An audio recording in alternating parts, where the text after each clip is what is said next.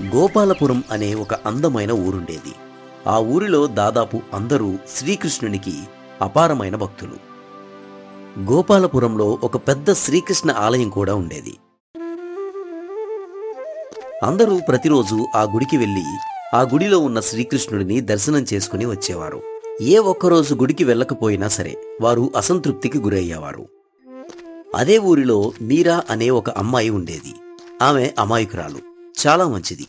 ఎవరు సహాయం కోరి ఆమె వద్దకు వచ్చినా అందరికీ సహాయం చేసి పంపేది. ఆమె వద్ద ఉన్న ప్రత్యేకత ఏమిటంటే ఆమె ప్రతి ఒక్కరిలో భగవంతుడైన శ్రీకృష్ణుణ్ణి చూసుకుంటూ ఉండేది. ఏది ఏమైనా తులసి ఆకులను కోసుకుని మాలగా గుచ్చి గుడిలో ఉన్న నా కృష్ణయ్యకి అలంకరిస్తేనే నాకు రోజు గడుస్తుంది. లేకపోతే ఆ రోజంతా ఏదో వెలితిగా ఉంటుంది. అలా అనుకుంటూ మీరా తులసిమాలని అల్లుతూ ఉంటుంది. మీరా తల్లి అయిన సరోజమ్మ మీరాతో ఇలా అంటుంది. ఎప్పుడు ఇలా మాలలు కట్టుకుని తీసుకుని వెళ్లి శ్రీకృష్ణుడికి వేయడమేనా? పెళ్లి చేసుకుని అత్తారింటికి వెళ్లాలనే ఆలోచన నీకు లేదా? నీతోటి పెరిగిన వారందరికీ పెళ్లిళ్ళైపోయి పిల్లలు కూడా పుట్టేశారు. ఇప్పటికీ నువ్వు మాత్రం గుడిదేవుడు తులసిమాల అంటూ తిరుగుతున్నావు. ఈ పనిలోనే నాకు ఆనందం ఉంది. అయినా స్వామివారికి మాలలు సమర్పించాలంటే అదృష్టం ఉండాలి. శ్రీకృష్ణుడు ఆ అదృష్టాన్ని నాకు అందించినందుకు నేనెంతో హాయిగా ఉన్నాను. ఇక పెళ్ళంటావా? కృష్ణుడు నా నుదుటిన ఎప్పుడు పెళ్లి రేఖ గీశాడో అప్పుడే పెళ్లి జరుగుతుంది. అలా చెప్పి మీరా తాను అల్లిన మాలను తీసుకుని గుడికి వెళ్తుంది. గుడిలో పూజారి గారికి ఇవ్వగా ఆ పూజారి ఆ మాలని తీసుకుని వెళ్లి శ్రీకృష్ణుడి యొక్క విగ్రహానికి వేస్తాడు. మాలలో శ్రీకృష్ణుడు ఎంతో అందంగా కనిపిస్తాడు. మీరాకి ఒక స్నేహితురాలు ఉండేది. తను ధనవంతురాలు. తన పేరే కార్తీక. కార్తీక పేరుకే మీరాకి స్నేహితురాలు. కాని ఎప్పుడూ మీరా కంటే తానే గొప్పగా ఉండాలి అని అనుకుంటూ ఉండేది. అలాగే ఊరిలోని వారంతా కార్తీకాని మీరా కంటే గొప్ప భక్తురాలు అనుకోవాలని నానా ప్రయత్నాలు చేస్తూ ఉండేది. నువ్వు కేవలం తులసిమాలని అల్లుకుని వచ్చావా? నేనైతే ఉదయాన్నే నిద్రలేచి స్వామి కోసం ఏకంగా 9 రకాల ప్రసాదాలను తయారు చేసుకుని వచ్చాను. ఇవాళ పూజారి గారు నేను చేసిన ప్రసాదాలని స్వామికి నైవేద్యంగా పెట్టాడు. ఆ రకంగా చూసుకుంటే నేనే నీకంటే గొప్పదాన్ని. కాదు కాదు, మనిద్దరికంటే గొప్పవాడు ఆ కృష్ణయ్య అని చెప్పి మీరా ఇంటికి వెళ్ళిపోతుంది. కార్తీక మీరాని ఎలా అయినా ఊరిలోనే అందరి ముందు అవమానించాలని అనుకుంటుంది. ఒకరోజు కార్తీక మీరా ఇంటికి వెళ్తుంది. మీరా ఏమో ఆ సమయంలో తన పెరట్లో పూసిన పువ్వులను మాలగా అల్లుతూ ఉంటుంది. ఏమిటి కార్తీక ఇలా వచ్చావు? నాతో ఏదైనా చెప్పాలా? అరే, నీతో ఏదైనా చెప్పాల్సి వస్తేనే ఇలా రావాలా? ఈవేళ నిన్ను చూడాలి అనిపించింది, అందుకే ఇలా వచ్చాను. సరే కాని ఏమిటిది? ఈ మాల ఎవరికోసం? ఇంకెవరికి? కృష్ణయ్య కోసమే. రేపు అష్టమి కదా. శ్రీకృష్ణ ఆలయంలో స్వామికి ప్రత్యేక అలంకరణ చేస్తారు. పూజారి గారేమో నన్ను మాలలను తీసుకుని రమ్మని చెప్పారు. రేపు ఊరి జనమంతా ఆలయంలోనే ఉంటారు. వారందరి ముందు నేను ఈ మాలని నా కృష్ణయ్యకి సమర్పించబోతున్నాను. అలా మీరా విషయం మొత్తం కార్తీకాకి చెబుతుంది. కార్తీక విషయాన్ని తెలుసుకుని అక్కడి నుండి వెళ్ళిపోతుంది. మరుసటి రోజు ఊరి జనమంతా ఆ ఊరిలో ఉన్న కృష్ణ ఆలయానికి వెళ్తూ ఉంటారు. కార్తీక ఏమో ఎప్పటిలానే ప్రసాదాలను తయారు చేసుకుని గుడికి తీసుకుని వస్తుంది. ఇక మీదట తాను ఎంతో భక్తి శ్రద్ధలతో అల్లిన పువ్వుల మాలను తీసుకుని గుడిలోకి అడుగుపెడుతుంది. ఏమిటి మీరా ఇంత ఆలస్యంగా వచ్చావు? ఇప్పుడు వస్తే ఎలా? పూజారి గారేమో గుడికి వచ్చిన ప్రతి ఒక్కరిని ముందుగా గుడి చుట్టూ 3 ప్రదక్షిణలు వేసిరమ్మని చెబుతూ ఉన్నాడు. ఇదిగో, ముందు నువ్వు వెళ్ళి 3 ప్రదక్షిణలు వేసిరా. ఇప్పటిదాకా ఈ మాలలను నేను పట్టుకుంటాలే. మీరా చేతిలో ఉన్న మాలలను కార్తీక తన చేతిలోకి తీసుకుంటుంది. మీరా గుడి చుట్టూ 3 ప్రదక్షిణలను చేస్తూ ఉంటుంది. కార్తీక తన వద్ద ఉన్న కత్తెలతో పువ్వుల మధ్య ఉన్న దారాన్ని చిన్న చిన్నగా కత్తిరిస్తుంది. అలా మీరా 3 ప్రదక్షిణలను పూర్తి చేసుకుని కార్తీక వద్దకు వస్తుంది. ఇక కార్తీక ఏమో తన చేతిలో ఉన్న మాలలను మీరా చేతిలో పెడుతుంది. ఇంతలో పూజారి గారు మీరా అని పిలుస్తూ ఉంటారు. ఇదిగో మీరా, త్వరగా పువ్వుల మాలలను తీసుకుని రా అమ్మా, స్వామివారికి అలంకరించాలి. వెంకయ్య అడగగానే మీరా పరుగు పరుగున వెళ్లి తన చేతిలో ఉన్న మాలలను వెంకయ్య చేతిలో పెడుతుంది. వెంకయ్య ఆ మాలలను తీసుకుని వెళ్లి శ్రీకృష్ణుని మెడలో వేస్తూ ఉండగా ఆ మాలలో ఉన్న పువ్వులన్నీ రాలి కింద పడిపోతాయి. మాల కాస్త తెగిపోతుంది. అయ్యో, ఏమిటిది? ఏమిటి మీరా నువ్వు చేసిన పని? ఏదో మంచి పిల్లవి కదా అని నీకు మాలలమ్మే పనిని అప్పగిస్తే చక్కగా చేసుకుని వస్తావని అనుకున్నాను. ఇలా నిర్లక్ష్యంగా మాలలను కట్టి తీసుకుని వస్తావని నేను అస్సలు అనుకోలేదు. స్వామి మెడలో నుంచి మాలలన్నీ నేలపాలయ్యాయి. అయ్యో అవును, ఏమిటి మీరా నువ్వు చేసిన పని? ఇదిగో పూజారి గారు, నా వద్ద ఉన్న మాలలను తీసుకోండి. ఇవాళ నా చేతితో అల్లిన మాలలను తీసుకోవాలి అని అనుకున్నట్టు ఉన్నాడు ఆ దేవుడు. కార్తీక తను ముందుగానే తెచ్చిపెట్టుకున్న మాలలను స్వామికి సమర్పిస్తుంది. ఇక పూజారి గారేమో కార్తీక ఇచ్చిన మాలలతో శ్రీకృష్ణుని అలంకరిస్తాడు. ఆపై పూజ కూడా చేస్తాడు. ఊరిలో జనమంతా మీరాని తిడుతూ ఉంటారు. ఏమిటి మీరా, నీకు కాస్తైనా జాగ్రత్త ఉండాలిగా. సాక్షాత్తు శ్రీకృష్ణుడికి సమర్పించబోయే మాలలు కాస్త శ్రద్ధగా అల్లుండాల్సింది. అంతా నేలపాలైంది నీ కారణంగా. ఏది ఏమైనా సమయానికి కార్తీక రావడంతో పూజ పూర్తయింది. ఊరిలోని వారందరూ మీరాని తిట్టడం, మరోవైపేమో కార్తీకాని పొగడడం చేస్తూ ఉండేవారు. పాపం మీరా బాధపడుతూ ఇంటికి వెళ్ళిపోతుంది. మీరా ఇంటికి వెళ్లి తన ఇంట్లో ఉన్న శ్రీకృష్ణుని విగ్రహం ముందు కూర్చుని ఏడవటం మొదలు పెడుతుంది. నన్ను క్షమించు కృష్ణయ్య, నేను నిజానికి ఎంతో శ్రద్ధగా ఈ మాల అల్లాను. అవి ఎలా ఊడిపోయాయో నాకు అసలు అర్థం కావడం లేదు. దయచేసి నన్ను క్షమించు కృష్ణయ్య అంటూ మీరా బాధపడటం మొదలు పెడుతుంది. ఇక ఆ రోజు నుండి మీరా పాపం బయటకు కూడా వచ్చేది కాదు. తన కారణంగా పొరపాటు జరిగిందని ఎంతో బాధపడుతూ ఉండేది. తనకు ఎంతో ఇష్టమైన శ్రీకృష్ణుడు తనపై కోపంగా ఉన్నాడని అనుకోలేదు. హోలీ పండుగ రానే వస్తుంది. మీరాని శ్రీకృష్ణుడు అలాగే రుక్మిణీదేవి గమనిస్తూ ఉండేవారు. చూసారా, పాపం చేయని తప్పుకి మీ భక్తురాలు ఎలా బాధపడుతూ ఉందో. మీరే వెళ్లి తనని ఓదార్చాలి. మునుపటిలా తనని చలాకీగా తయారు చేయాలి. ఇవాళ ఎలాగో హోలీ పండుగ కదా, నేను ఇప్పుడే భూలోకానికి వెళ్లి మీరాతో హోలీ పండుగని జరుపుకుని వస్తాను. శ్రీకృష్ణుడు భూలోకానికి వెళ్తాడు. అతను మారువేషంలో ఒక చిన్న పిల్లవాడి రూపంలో మీరా ఇంటికి వెళ్తాడు. ఎవరు బాబు నువ్వు? సరాసరి ఇలా ఇంట్లోకి వచ్చేసావు? నా పేరు కిట్టు. నీతో హోలీ ఆడుకోవడానికొచ్చాను. కిట్టు మీరాకి రంగులను పూస్తాడు. అలా కిట్టు మీరాని ముట్టుకోగానే మీరా తనకున్న బాధలు మొత్తాన్ని మర్చిపోతుంది. బాబు, నీ స్పర్శలో ఏదో మాయ ఉంది. నిజం చెప్పు, ఎవరు నువ్వు? నువ్వు నాకు రంగులు పూయగానే నాలో ఏదో ఆనందం మొదలైంది. మీరా అనగానే బాల్య రూపంలో ఉన్న శ్రీకృష్ణుడు కాస్త తన అసలు రూపంలోకి మారిపోతాడు. శ్రీకృష్ణుని చూసి మీరా ఎంతగానో ఆనందపడుతుంది. స్వామి, ఇక్కడి దాకా వచ్చారంటే మీరు నన్ను క్షమించినట్టేగా? మీరా, నువ్వు ఎలాంటి తప్పు చేయలేదు. ఈ విషయాన్ని నీకు తెలియజేయడానికి నేను వచ్చాను. ఎంతో దూరం నుండి నీకోసం వచ్చాను. ఇవాళ హోలీ పండుగ. పద, అసలు ఆలస్యం చేయవద్దు. ఇద్దరం కలిసి ఇప్పుడే హోలీ పండుగను జరుపుకుందాం. శ్రీకృష్ణుడు మీరాతో హోలీని జరుపుకుంటూ ఉంటాడు. కృష్ణుడు రంగులను మీరాకి పూస్తాడు. మీరా కూడా తన చేతిలో ఉన్న రంగులను శ్రీకృష్ణునిపై చల్లుతుంది. ఇద్దరూ ఒకరికొకరు రంగులను రాసుకుంటారు. అలాగే శ్రీకృష్ణుడేమో మీరాకి తన చేతితో హోలీ మిఠాయిలను కూడా తినిపిస్తాడు. మీరా ఆనందానికి అసలు హద్దులు ఉండవు. ఇంత దూరం నా కోసం వచ్చి నాతో కలిసి హోలీ పండుగని జరుపుకున్నందుకు మీకు చాలా ధన్యవాదాలు. నా భక్తుల ఆనందం కోసం నేను ఏం చెయ్యడానికైనా సిద్ధంగా ఉంటాను. శ్రీకృష్ణుడు మీరాని ఆశీర్వదించి అక్కడి నుండి మాయమవుతాడు. శ్రీకృష్ణుడు తన భక్తులతో కలిసి హోలీ పండుగను జరుపుకుంటారు. ఒక ఊరిలో కాంచన అనే ఒక మహిళ ఉండేది. కాంచన భర్త పేరు రాకేష్. వారు చాలా పేదవారు. రాకేష్ ఆటో నడుపుతూ తన కుటుంబాన్ని పోషించుకుంటూ ఉండేవాడు.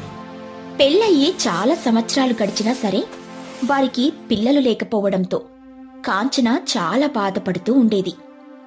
ఏమిటి కృష్ణయ్య ఇది? ఎన్నో ఏళ్లగా ఒక్క బిడ్డని ప్రసాదించమని కోరుకుంటున్నాను.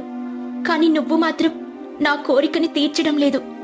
నా స్నేహితుల నుండి సొంత వారి దాకా అందరూ నన్ను సూటిపోటి మాటలతో అవమానిస్తున్నారు.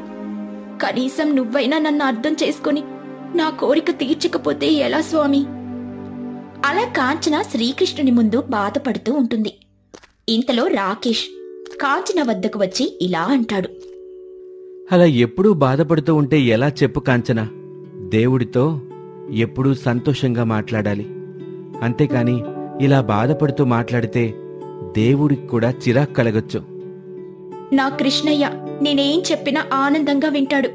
నా మాటలు ఎప్పుడూ కృష్ణయ్యకి చిరాకుని కలిగించవు. చిన్నప్పటి నుండి నేను ప్రతి బాధని ఇలా నా కృష్ణయ్యతోనే పంచుకునేదాన్ని. చెప్పడం మర్చిపోయాను. తీర్థయాత్రలు పూర్తి చేసుకుని అమ్మాయి ఇంటికి రాబోతుంది. ఇవాళ రాత్రికల్లా ఇంట్లో ఉంటుంది. నిన్ననే కబురొచ్చింది. అమ్మో, అత్తయ్య గారు రాబోతున్నారా? ఆ మాట వింటూ ఉంటేనే నాకు చాలా భయంగా ఉందండి. తీర్థయాత్రలు పూర్తి చేసుకుని వచ్చేసరికల్లా శుభవార్త చెప్పమని హెచ్చరించి మరీ వెళ్లారు. ఇప్పుడు నన్నేమంటారో ఏమో. అరే, నువ్వు ప్రతిదానికి ఇలా భయపడకు. ఏమీ కాదులే. నువ్వు అమ్మకి ఇష్టమైన వంటల్ని తయారు చేసి పెట్టు. నీ చేతి రుచి తినగానే అమ్మ తన కోపం మొత్తం మర్చిపోతుంది. అలా రాకేష్ మరియు కాంచన మాట్లాడుతూ ఉండగానే రాకేష్ తల్లైన సులోచనాదేవి ఇంటికొస్తుంది. ఏవిట్రా, తలుపులిలా బారుగా తెరిచి ఏం మాట్లాడుకుంటున్నారు? ఏంటమ్మా, రాత్రికి వస్తానని చెప్పి సరాసరి ఉదయాన్నే వచ్చేసావు? ఎలా సాధ్యం ఇదంతా? నేను కావాలని రాత్రికొస్తానని చెప్పాను. నేను కాంచనని పరీక్షించాలని అనుకున్నాను. నేను లేకపోతే ఇల్లు ఎలా ఉంటుందో చూడాలని అనుకున్నాను. అందుకే ఆలస్యంగా వస్తానని చెప్పి మరీ ఇలా తొందరగా ఊడిపడ్డాను.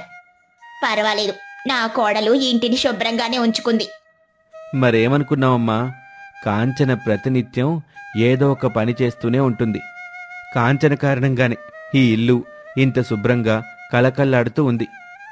అంతా బాగానే ఉంది, కానీ పెళ్ళయ్యి ఇన్నేళ్లవుతున్నా ఒక్క బిడ్డ మాత్రం కలగలేదు. ఇదిగో కోడలి పిల్ల, నాకు బాగా ఆకలిగా ఉంది, వెంటనే టిఫిన్ వడ్డించు. అలా సులోచనాదేవి టిఫిన్ చేసి తన కొడుకు మరియు కోడలితో మాట్లాడడం మొదలు పెడుతుంది. ఒరే రాకేష్, నేను నీకొక ముఖ్యమైన విషయం చెప్పాలని అనుకుంటున్నాను. ఏంటమ్మాది? ఏంటా ముఖ్యమైన విషయం?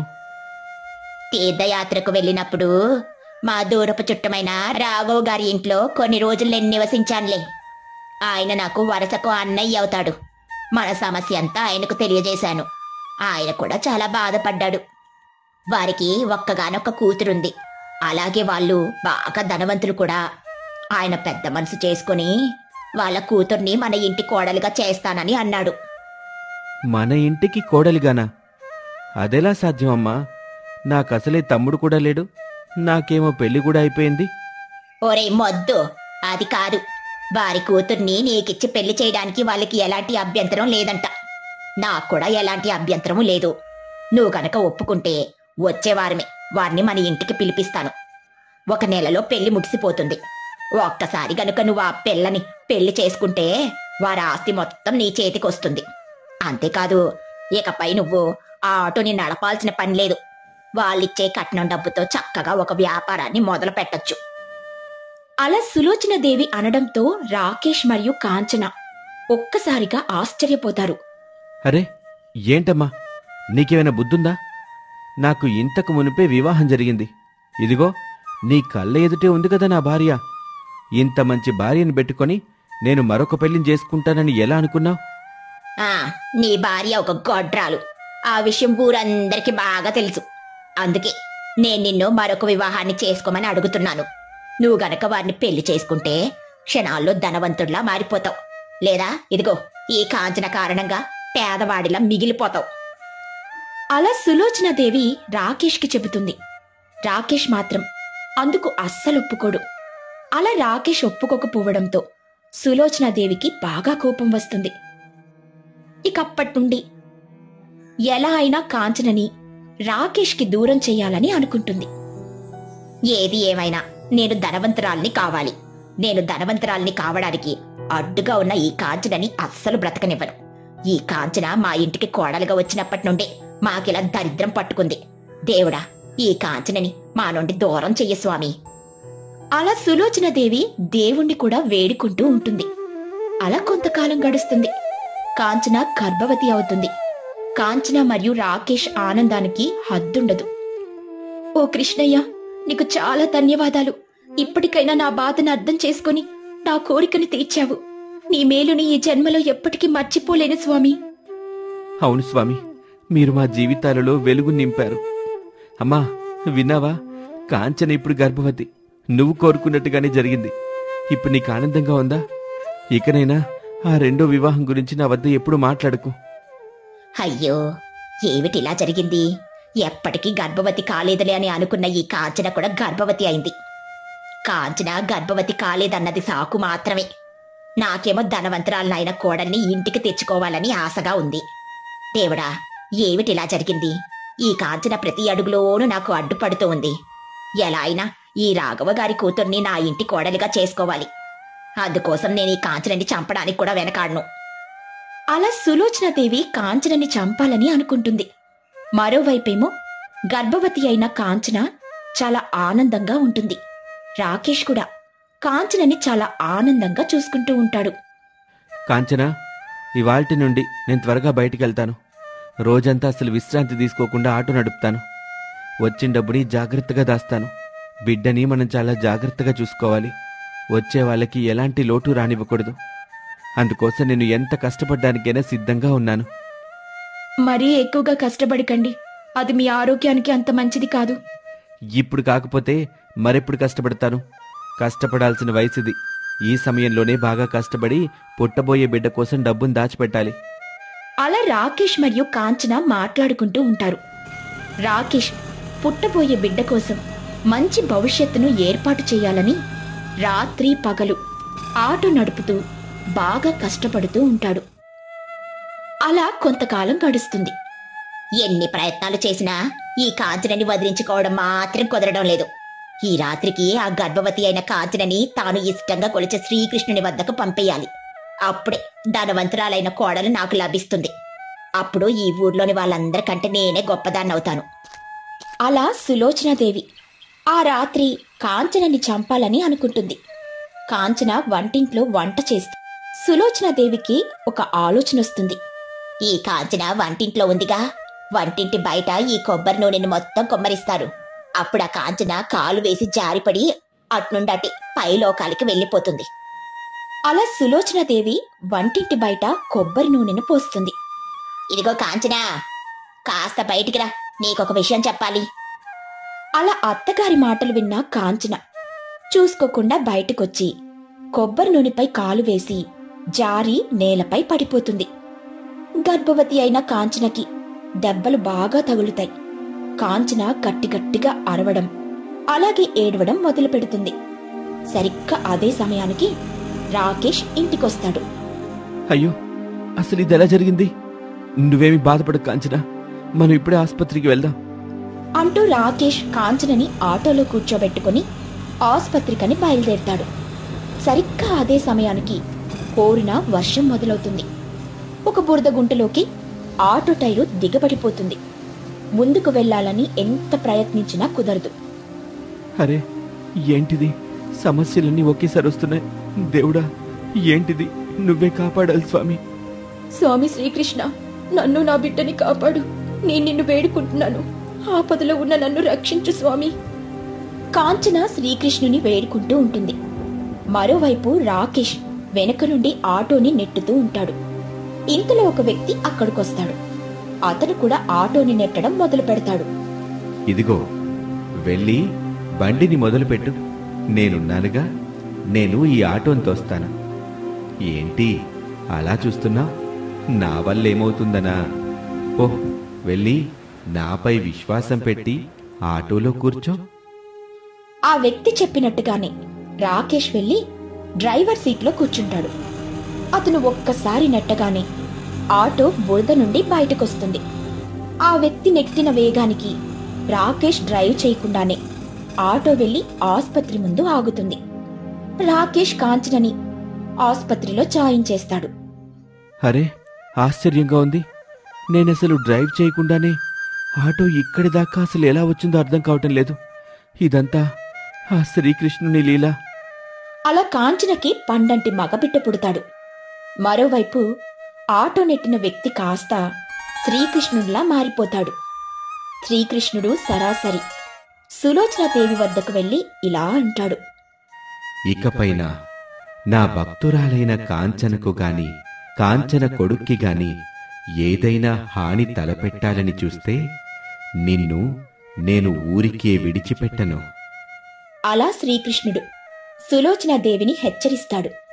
అలా శ్రీకృష్ణునిపై భయంతో ఆ రోజుటి నుండి సులోచనాదేవి తన కొడుకుని కోడల్ని అలాగే మనవడిని జాగ్రత్తగా చూసుకుంటూ ఉంటుంది.